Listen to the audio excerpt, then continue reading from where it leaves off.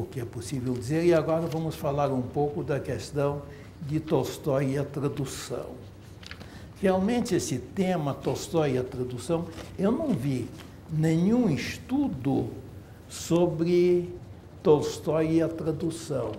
E realmente é um tema muito rico, porque Tolstói realmente é um exemplo para nós outros tradutores. A capacidade que ele tem de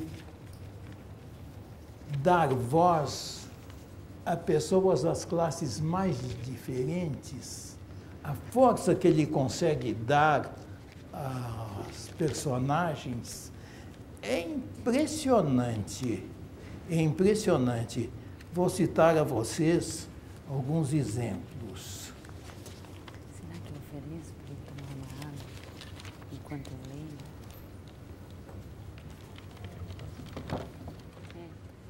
Professor? Vamos lá? Professor, eu posso ler um trechinho? Como? Posso ler um trechinho? Pois não. Aí o senhor pode tomar uma água? Pois não. Assim eu descanso e procuro. Então eu vou ler um trechinho do Felicidade Conjugal, que é um outro trecho que ele escolheu para a gente ler hoje.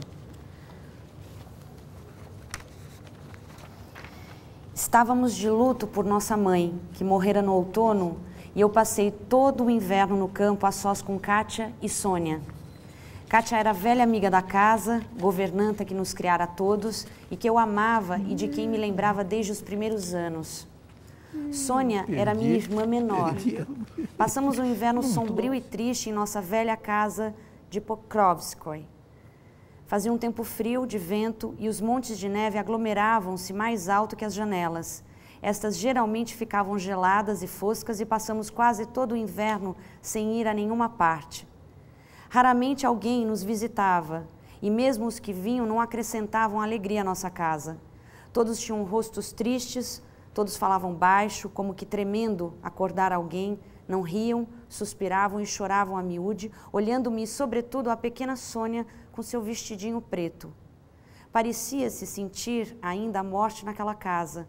A tristeza e o horror da morte pairavam no ar. O quarto de nossa mãe estava trancado, eu sentia medo e algo impelia-me a espiar para aquele quarto frio e vazio quando eu passava por ele antes de me deitar. Tinha então 17 anos e no próprio ano de sua morte, minha mãe quisera mudar-se para a cidade a fim de me introduzir na sociedade. A perda de mamãe foi para mim um grande desgosto, mas devo confessar que esse desgosto fazia-me sentir também que era jovem, bonita como todos me diziam, e que já estava passando inutilmente o segundo inverno isolada na roça. Antes de acabar o inverno, esse sentimento de angústia, solidão e simplesmente de fastio cresceu a tal ponto que eu não deixava mais o quarto, não abria o piano e não pegava um livro sequer.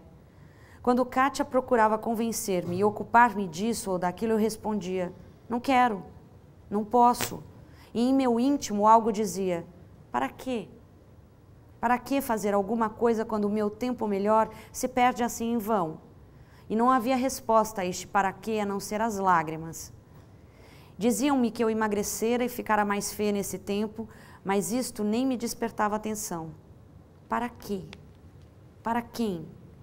Tinha a impressão de que toda a minha vida devia passar nessa solidão, nesse canto perdido, nessa angústia impotente, da qual eu mesma não tinha força nem vontade de sair. Por volta do fim do inverno, Kátia começou a temer pela minha saúde e resolveu levar-me a todo custo para o estrangeiro. Mas para isto precisava-se de dinheiro, e nós quase não sabíamos o que nos ficara após a morte de nossa mãe, e todos os dias esperávamos um tutor, que devia chegar e verificar a nossa situação financeira. O tutor chegou em março. Bem, graças a Deus, disse-me Kátia de uma feita em que eu andava de um canto a outro, como uma sombra, sem uma ocupação, sem um pensamento, sem um desejo. Se erguei-me Kahailit, chegou, mandou saber de nossa saúde e quis vir jantar conosco. Venha assim, minha Mática, acrescentou, senão o que vai pensar de você? Ele gostava tanto de vocês.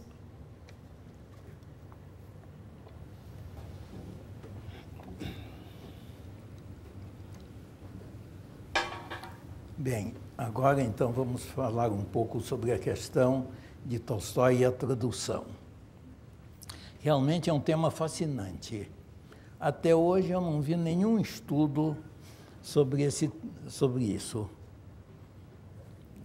Pode ser que exista, mas eu não vi nenhum estudo sobre Tolstói e a tradução. É um tema fascinante. De fato, a obra de Tolstói é um exemplo para nós outros tradutores, porque ele consegue dar voz própria às pessoas das mais diversas classes sociais. Quando um personagem de Tolstói fala, é assim, a gente percebe, assim, ele consegue penetrar na linguagem dos diversos grupos e consegue indicar nuances de linguagem. Por exemplo, em Guerra e Paz, logo no início, os russos aparecem lutando contra Napoleão, mas aqueles oficiais todos estão completamente afrancesados. Inclusive, eles falam entre si, ora em francês, ora misturando francês e russo. Quando falam com os empregados, eles às vezes falam mal o russo, quer dizer, estão tão afrancesados que eles falam mal o russo. Então, há uma caçoada evidente de Tolstói com isso. Ele exagera, faz um pouco de caricatura, mas muito hábil, uma caricatura muito hábil, uma caricatura baseada nos fatos da linguagem. Cada grupo social dele tem a sua linguagem, a sua maneira de se expressar, e por meio disso ele consegue dar assim um jogo de vida realmente.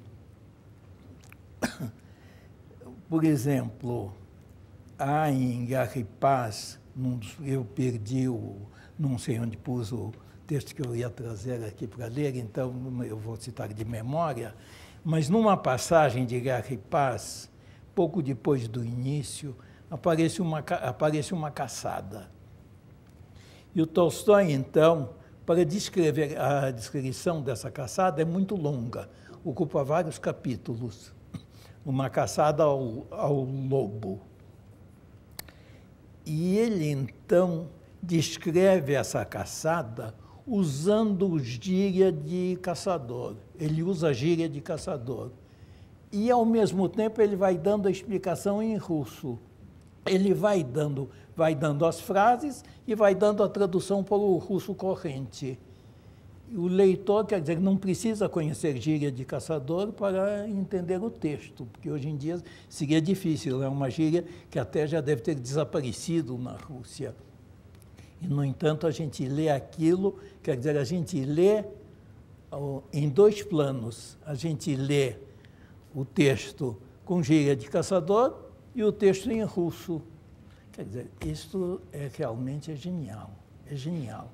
Ele conseguir fazer isso sem retardar demais a ação, e não retarda a ação, ele vai dando a tradução, vai dando a fala dos personagens e vai dando a tradução com a maior naturalidade.